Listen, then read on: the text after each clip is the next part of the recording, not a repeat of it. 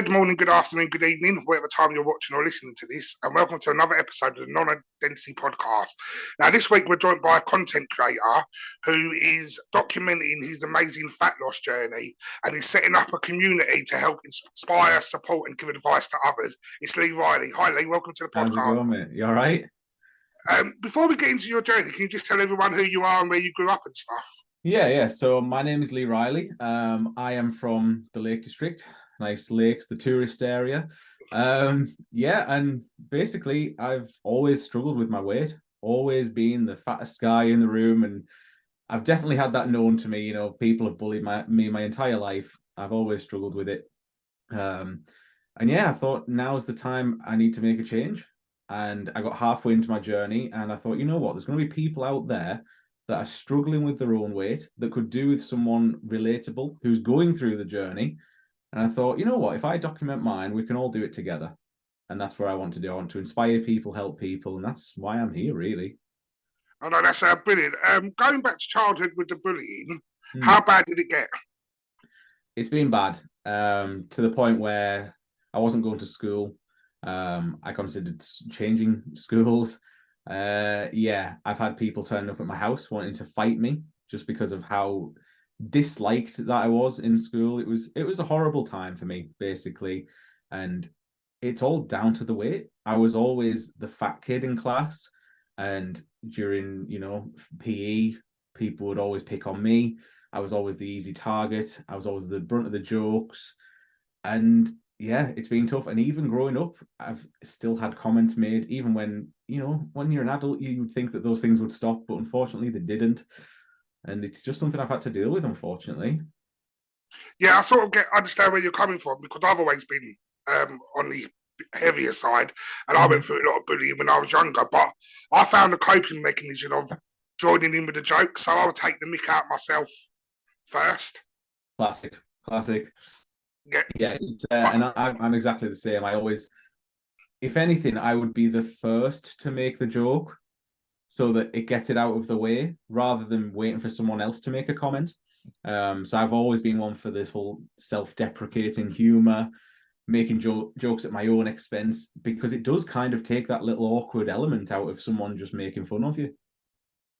Yeah, but I used to find when I went home, that's when it would all hit me. Was you the same? So was you putting on a mask in front of others, but when you was at home, it really got Honestly, to you? It feels like we've lived the same life. Yeah. You get home and you just sit and think about all the comments that people have made. Some of the comments that some people would make, they would forget about instantly. Yeah. But I'll remember the comments that they've said from years ago, and they just stick with you. They do.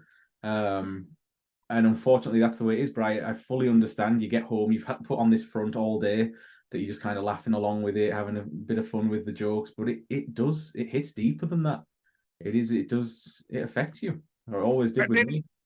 And then did you find, because of that, in a way, you got a relationship with food? Because I find I've got a weird relationship with food. Like, if I want to celebrate something, I get something nice to eat. If I've had a bad day, I go get something nice to eat to feel better. So I find food, in a way, so between the age of 15 and 22, I was quite a party animal into drink. I was out like 5-6 times a week. Yeah. And I feel like once my family come along, I stop the drinking, but then I've replaced that with food. So instead of going out celebrating with a drink, I celebrate with a takeaway and stuff. Do you find that you've got a relationship with food, and that's how you got to the 26 stone you got to? Yeah, 100%. And I say this to a lot of people. For as long as I can remember, I've been an emotional eater. So like what you've just said, if you've had a bad day or you just want to feel a little better in yourself, I would always do the same. Get a takeaway, have some snacks, a bar of chocolate, crisps, whatever it may be. And it did make me feel better. And I mean, since starting this journey, I still eat those things. I haven't cut anything out. And that's something that I do preach a lot, is you don't need to cut anything out. It's more just about eating it in moderation. And now I don't have it as much of a coping mechanism. It's more now, if I want something, I'll enjoy it for what it is. But I now find my coping mechanisms within the exercises and just enjoying the journey, really. And what was the turning point for you? What was the light bulb moment to think, right, I'm this big now and I've got to do something about it? Yeah, so I get asked this a lot. And I wish I could say there was one specific point on the 17th of April, 2023. I remember the date exactly. But I was sat at work and I was sat at my desk and something clicked in my head and I thought, you know what? I'm going to buy a gym membership today. And I did it. I messaged my girlfriend and I said, I've just bought a gym membership. And she said, what? You not even spoke about wanting to join one? It was just a complete surprise. But I think so much time had built up to this moment, just day-to-day struggles, such as walking up the stairs, walking to the car, things that you wouldn't think would be a struggle. And I was tired of struggling with them. I mean, a few things that I have struggled with that people would never think of: booking a restaurant for me and my partner. I would always leave in the note, please don't sit us in a booth, because I couldn't fit in them. A little thing like that nobody would ever think of. I haven't wore a seatbelt on a plane for 10 years. I would always tuck it under my belly, so when they would come around and check if you had your seatbelt on, I would tuck it because I was embarrassed to ask for the extender. And I think all these little things, so not necessarily one big thing, but all these little things added up and something clicked in my head. And that was it. Turning point. Yeah, no, I totally agree with that. Like, I've got two children, and I put off going to fun fairs because I know I won't fit on the ride Yeah. and stuff like. People don't seem to struggle with stuff like that. So it's like, oh, yeah, the kids will say to me, "Oh, can we go Chesterton?" And I'll be like, "Yeah, we'll sort that out in the summer," because I know at the moment I'm not going to be able to fit the ride. So Yeah. I don't want to get there and have the embarrassment of everyone watching and I have to come off a ride because I can't fit into it. No, I get that. I mean, I was on a family holiday a few years ago, maybe 7 years ago, in Greece, and there was a fairground thing there. And all of my family wanted to go on this ride. And I said, I was quite scared of the ride, not necessarily for my size or anything. I just wasn't a fan of big, scary rides. So I built up the courage and I thought, right, well, everyone else is doing it. I'm going to go on with them. And we all got sat down in the ride, and it was the overhead little secure thing, and they couldn't close it. And it took two of them to try and push it down, and they just couldn't get me secured in. And I had to get off the ride. Everyone was waiting and watching me get off. And it was honestly one of the most embarrassing things that has ever happened to me. And that will stick with me until the day I die. I'll never forget that. And that just, my heart sank, the pure embarrassment. And I just ran back to the hotel, and I just sat there and I just cried. I just felt horrendous. So I totally understand what you mean there. It's not a nice feeling at all. And talking about holidays and stuff, how was you for like being on the beach and stuff? Because I never took my t-shirt off on holiday till I was 16. And that was my stepmom bugging me. Every year would go away. She'd be like, "Yeah, just take your shirt off. These people don't know you." And I'd be like, "No, I'm all right." So I'd have my brothers and all that on the beach all topless, and I'm walking along Yeah. in short t-shirt. Was you the same? Yeah. So exactly. I mean, again, with my family, again, it sounds like we've lived the same life. All of my family were literally the same as, you're never going to see these people again. What does it matter? Just don't care. They don't care. And it's not enough. I couldn't just take my top off and just relax on the beach or by the pool. Not a chance. I was one of them that would go swimming with my t-shirt on. I was one of them. And if anything, it probably makes you look a bit worse because people then look at you because you've got a t-shirt on. So it does the opposite effect. But no, it is something I've always struggled with. I've never been able to just take my top off on a holiday. And that is something, one of my goals that I would like to get to for next time I do go to a nice sunny country, wherever that may be, where I can just sit by the pool with my top off, get a nice tan, jump in the pool, and literally not stress. That's one thing I am looking forward to when we get there. So you made the decision in April to start losing the weight. How did you go about it? Did you do a lot of research, or did you just think, "I'm going to try this diet, I'm going to try uh, this technique"? Yeah, so for years, I've tried to lose weight. I've tried different things, and I'd always heard this whole calories in versus calories out. And I've Deficit. tried for years to get my head around it. The last time I tried to lose weight was back in 2021. And at the time, I didn't understand the whole deficit thing. I didn't understand that your body just burns calories just existing. Like us sat here right now, we are burning calories. I didn't understand that. So what I thought was I have to do a ridiculous amount of exercise every single day just to burn enough calories so I could eat food.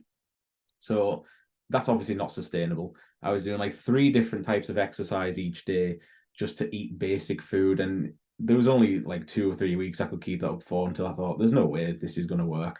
So I gave up. And then this year, it clicked. I'd learned on TikTok, I'd seen some videos on there of some guys who were saying about this whole thing of, oh, if you eat a chocolate bar, you don't need to go and work on the bike machine for half an hour to burn it off, because your body in your sleep, you'll burn it.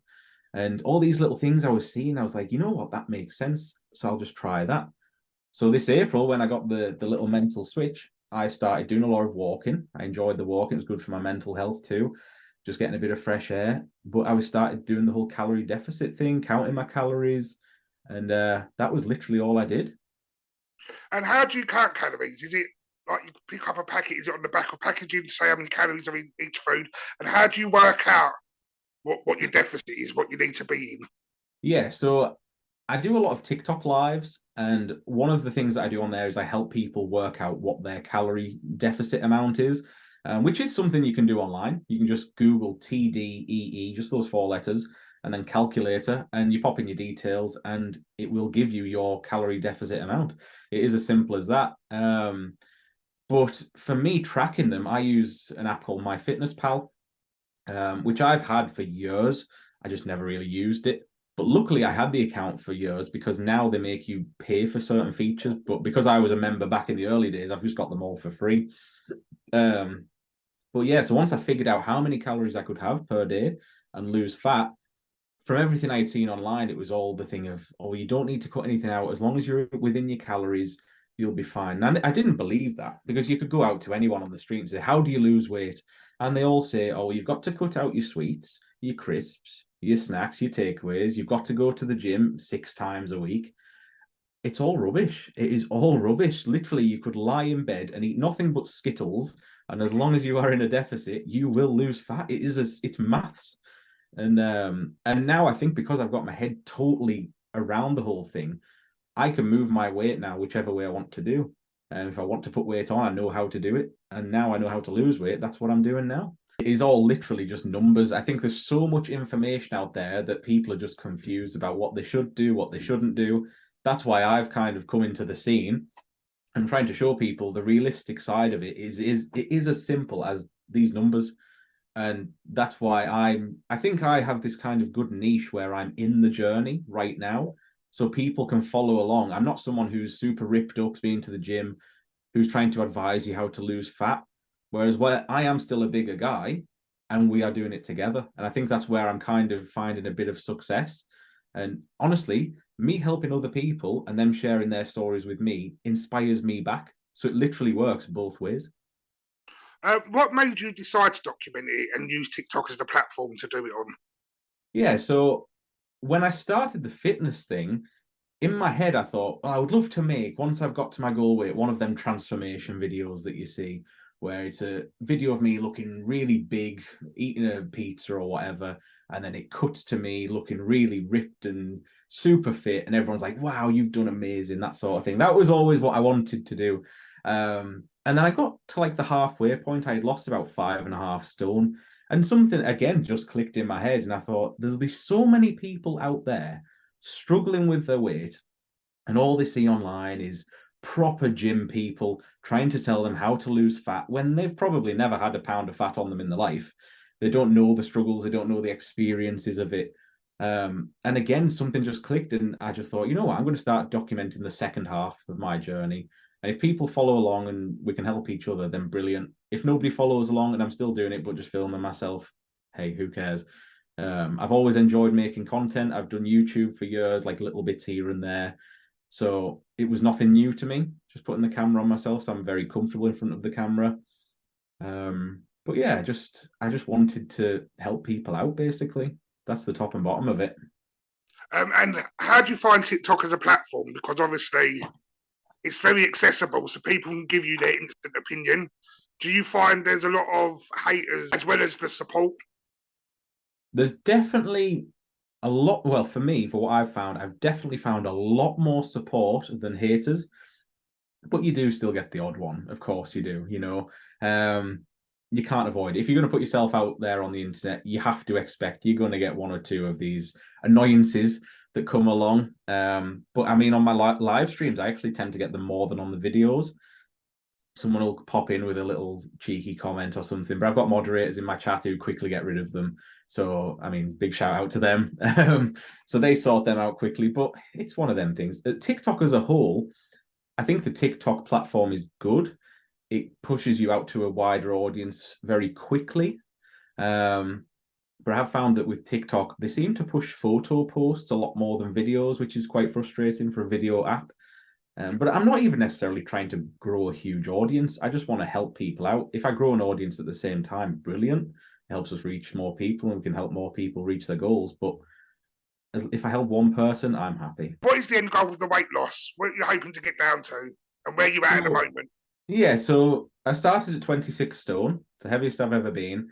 And when I decided I was going to make this switch, I thought, all right, well, what should I set as a goal weight? And for no specific reason, I thought 15 stone.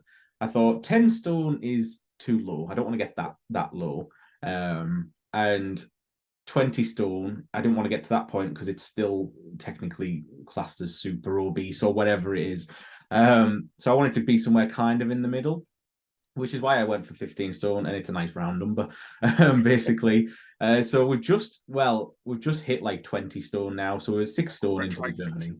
Yeah, so another 5-ish stone to go, and then once I get there, I'm going to see where my body is, what my body's like. Maybe I need to lose a little bit more, but from there, I kind of want to build a bit of muscle. But from that point, I'm going to then focus more on helping people one-to-one with their own journeys and things that have worked for me and things like that, which is something I'm starting to delve into a little bit now. There's a couple of people that I'm working with on a one-to-one basis, which I've had a little bit of stick for, but a lot of people have asked me about doing one-to-one work. So if I can help people out, then I will. I work in a school, so every time we go off on holiday and come back, people go to me, "Oh, you're looking good. You've lost a bit of weight." But I don't see it. Do you see that you've lost weight, or? No, not at all, honestly. And I see it in my lives all the time. I have this like transformation picture of where I started and what my current picture is, because I take pictures every week. Yeah. And I still feel as big as I look on the first one. And it's something that I'm hoping will click in my head. I did a live stream tonight and someone commented on it asking, do you think when you get to your goal weight, your mental side will switch? And I thought maybe it might not. Maybe it is something, because I've been big for 28 years, I'm so used to that and the struggles and the physical aspects of being big. When I get smaller, I don't know if it will click. I'm hoping it will, but no, I fully agree. You don't feel the difference, which is why I do say to people, take weekly pictures from every angle, even if it's just in your underwear for nobody to see but yourself.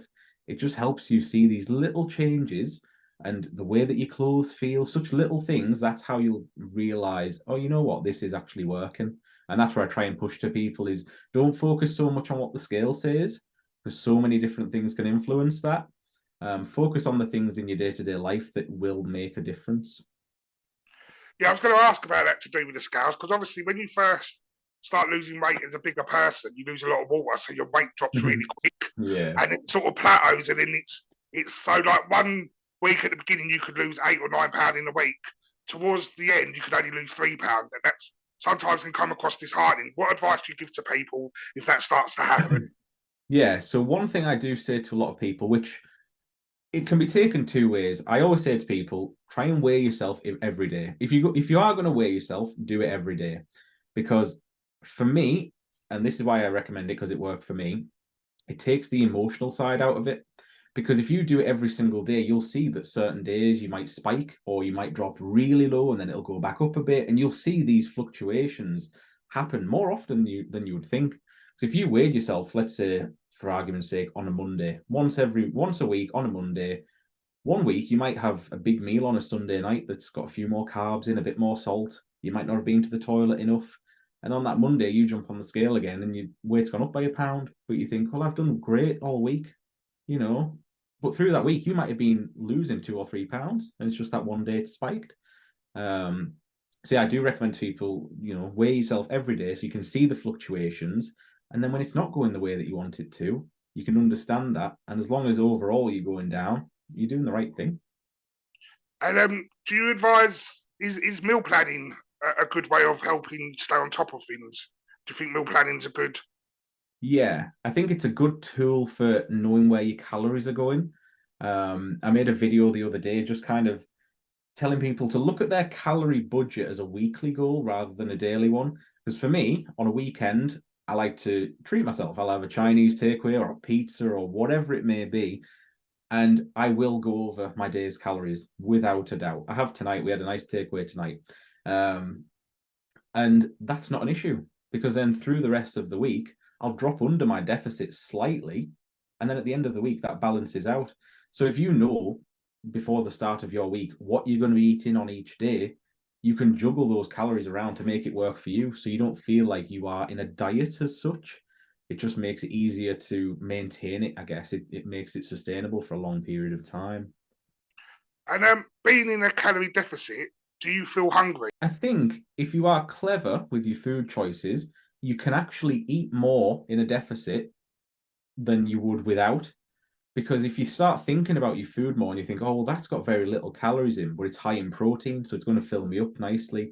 If you're clever with it, you can be full all day, every day, and still lose fat. There's very rarely a day that goes by where I feel like, oh, I'm really hungry now. And I've been doing this for nearly 9 months.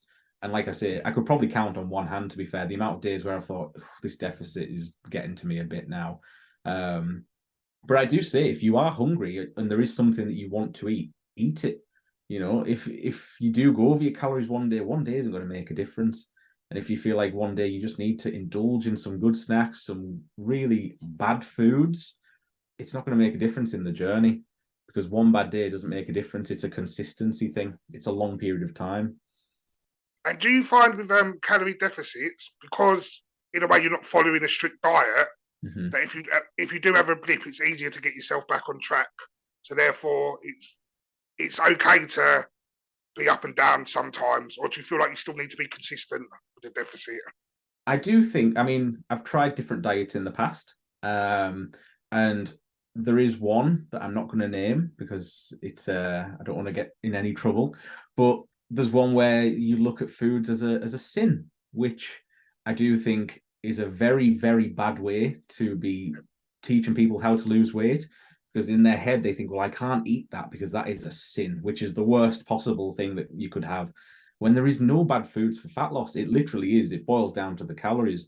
All these diets and things that do work, they're just putting you into a deficit. They just won't tell you that because then they can't sell you the program. Yeah. Which is why I'm kind of here pushing this whole deficit thing. And it's all about the numbers. That is all that matters because it is literally a simple maths project. But I do find it is easier doing the calorie counting for me personally. Everyone's different. But for me, I do find it more sustainable to just count calories because I know that if I want to eat something, I can, and I just work my calories around that rather than a diet saying, oh, well, you can't eat that, you can't eat this, but you have to eat plenty of this. I don't like being told what I have to do and what I don't have to do. If I want something, I'll have it and then just work around it. And have you found since losing the weight in your journey that people are treating you differently? Tell you what I have found, to be fair, in the way that I'm treated.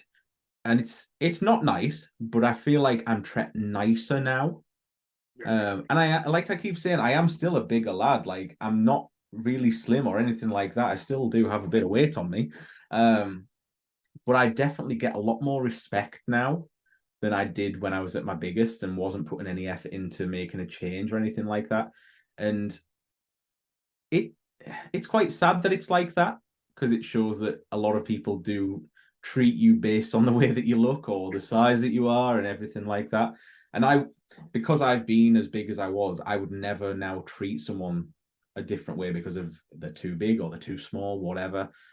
I'm more about the person that they are. But yeah, in terms of family, to be fair, they've always pushed on to me the thing of, oh, you should, get back to the gym or this, that, and the other. Have you got something planned for when you reach your goal target? Like a little celebration or? Yeah, so one thing, and I've said this for years, like to my partner and everything, once I get down to a weight that I want to get to, so right now it's the 15 stone goal. Once I get there, I'm going to celebrate with a little tattoo of a pizza slice. Pizza is my favorite food, has been forever, and probably always will be. So I just want a little basic pizza slice tattoo that's just kind of hidden somewhere, but just something to remember this like crazy journey. Because for years, since I was a kid, struggling with my weight, I always seen on the front of newspapers and magazines, such and such has lost 10 stone. And it's like, wow, that's an incredible, like massive weight loss. And this one that I'm on now, my aim is to lose 11 stone. So I will be one of them people. So that's why I want to celebrate with a little thing, just to remember the journey and what I've actually done, really. So I'm looking forward to getting to that point. Yeah.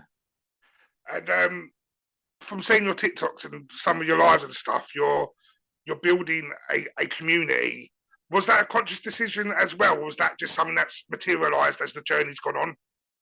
Yeah, so it wasn't something necessarily that I intended on doing. Definitely when I started creating TikTok videos, I wanted to make a nice, safe place for people on their journey to chat, just kind of in the comments on videos or whatever it may be.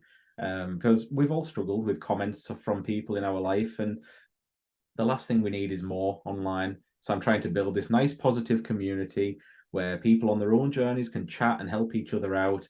And we've just set up this Discord now, which I didn't have a clue what Discord was. A guy helped me set it up, and it's basically like a bunch of different little chat rooms for different topics within the weight loss journey thing.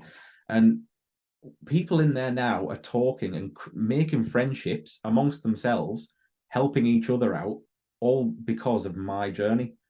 Now, because I've started this video, whatever it may be, and they've joined the Discord, they've now made a friend and they're helping each other. We're all sharing recipes, exercises. So what started as me just documenting my little journey, it's actually creating friendships within the community, which is like the ultimate goal. No, that's brilliant. And what we'll do, we'll chuck all the links down to your Discord. Oh, massive, yeah, thanks.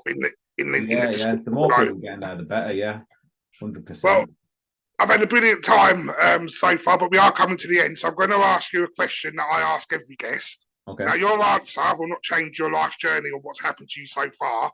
But if you had 30 seconds with your 13-year-old self, what would you say? Try not to care about what other people think. Focus on yourself. Whatever that you set your mind to, you can get there. Nothing is impossible. And just try to enjoy the journey, enjoy every day as if it's your last, because you don't know how long you've got. Just focus on yourself, focus on your own future, and that is all that matters. Well, brilliant. Well, Lee, thank you so much for joining us. It's been a real pleasure. Thank you for having me, mate. And please, you're welcome to come on anytime you want, and we'll see how far down the journey you get. Perfect. Yeah, it'd be good to do it once we get to the end goal.